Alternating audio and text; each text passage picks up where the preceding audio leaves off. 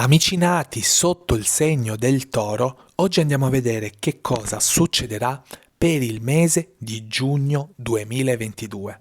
Per farlo utilizzeremo un mazzo di carte veramente fantastico. Si chiama lo Scrigno degli Oracoli. Già il dorso delle carte parla da sé, è veramente molto bello, ma le grafiche che troviamo poi al suo interno sono meravigliose, didascalie come al solito molto precise su quello che va a accadere. Io non perdo tempo perché per mischiare queste carte avrò bisogno dell'ausilio di due mani, dato che sono veramente molto grandi, quindi parto con il chiedere. Per i nati sotto il segno del Toro, per il mese di giugno 2022. Toro, giugno 2022. Ok, per precauzione vado anche a spezzettare il mazzo in due parti e possiamo quindi partire con la stesa.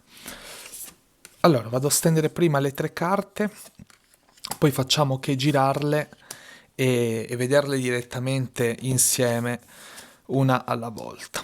Allora, vediamo subito che cosa ci dicono. Ok, dunque, ci stanno già comunicando qualcosa di molto preciso. Se avete già una minima idea, insomma, c'è qualcosa di veramente tanto preciso che ci viene detto in queste tre carte. Andiamole a vedere insieme una alla volta. Partiamo dalla prima. La prima carta, come vedete, è la carta della giustizia, quindi un qualcosa di veramente molto buono, un qualcosa di veramente molto bello ci viene comunicato nell'arco del mese, ok?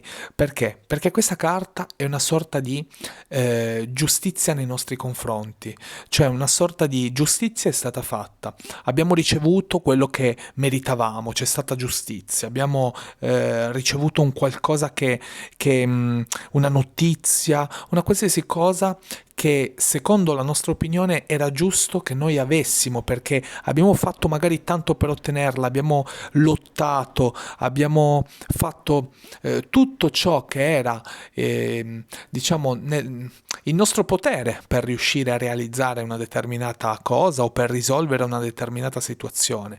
Adesso arriva la giustizia che fa il suo dovere e dice attenzione, a te spetta questa cosa e quindi meriti di averla.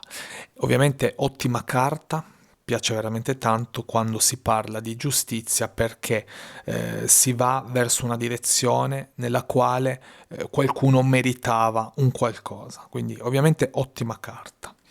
Vediamo a chi è affiancata questa carta qui. Prima di tutto abbiamo la carta della fedeltà, bellissima carta, ci fa veramente stare tranquilli sotto tanti aspetti. Come vedete c'è un rapporto di coppia, un rapporto sentimentale che funziona. Funziona perché? Perché è in una bolla di fedeltà, cioè ci si può fidare della persona che si ha accanto, ci si può fidare, ovviamente guardiamola sempre a larga veduta, quindi ok, sicuramente è un qualcosa di ottimo a livello sentimentale, ma può essere semplicemente che avevo il dubbio in quanto un mio collega o una mia collega fosse fedele nei miei confronti lavorativamente, ok? Allora la carta ci dice sì sì, puoi stare tranquillo perché c'è la fedeltà da parte di questa persona. Può essere che io abbia un amico o un'amica della quale ultimamente non mi fidavo, ok? Quindi magari diffidavo di questa persona, la carta ci dice che c'è la fedeltà da parte di questa persona. Quindi vediamo questa carta come una carta che ci fa stare tranquilli sotto questo aspetto. Se avevamo dei dubbi riguardo qualcuno, riguardo qualcosa, in merito proprio a questa situazione, dando ovviamente priorità alla situazione sentimentale, perché come vedete la grafica rappresenta proprio una coppia, ok? Quindi una situazione sentimentale che funziona molto bene grazie alla fedeltà. allora a quel punto possiamo tranquillizzarci e possiamo star sereni che questa persona è fedele. Non tutti però lo sono. Attenzione, attenzione, attenzione, perché c'è, è vero, una situazione bella di fedeltà, ma arrivano le doppie facce. E qui la grafica, veramente bellissima, se posso dire, parla già da sé. E la didascalia recita: la maschera.